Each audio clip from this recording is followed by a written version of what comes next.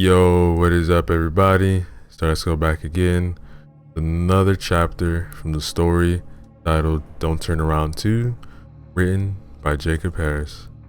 Remember to use the links in the description below. Show love to the author. Like, comment, subscribe. Chapter 10. Months had passed, and people had done their best to get back to their normal lives. The fog, which had mysteriously rolled in one day, had just as mysteriously disappeared.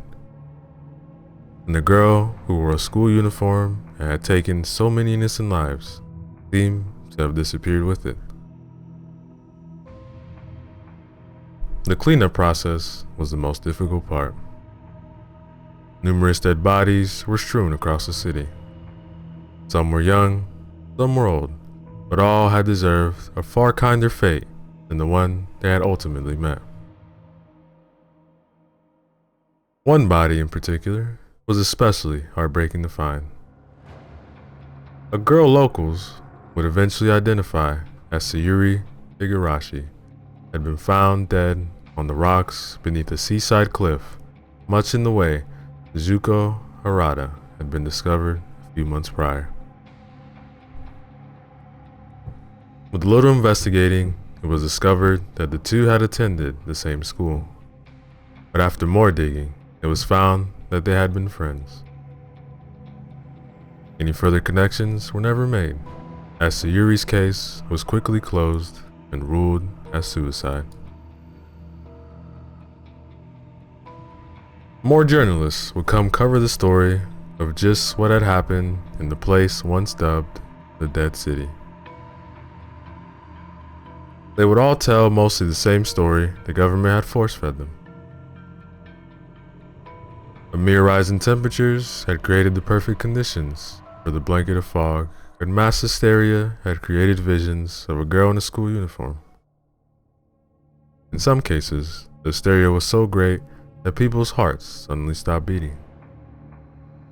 The government would give no more information than that.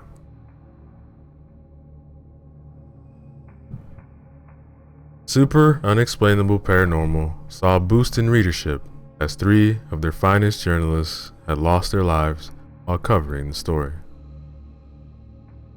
Kenji and Shin's deaths were easily explained as they had died in a car crash.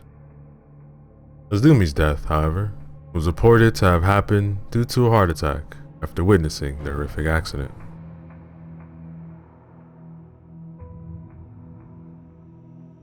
Though the harrowing events were now part of the city's history, it was still not yet free from the unexplained.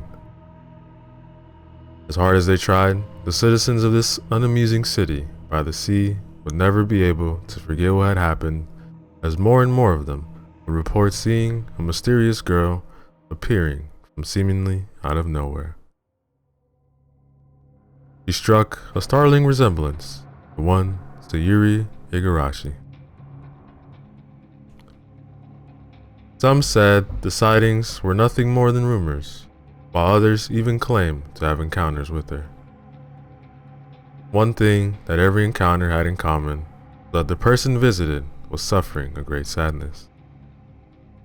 The severity of the sadness was suddenly lessened and sometimes even replaced with hope when they felt a hand gently come to a rest upon their shoulder. Now, ladies and gentlemen, the end of our story.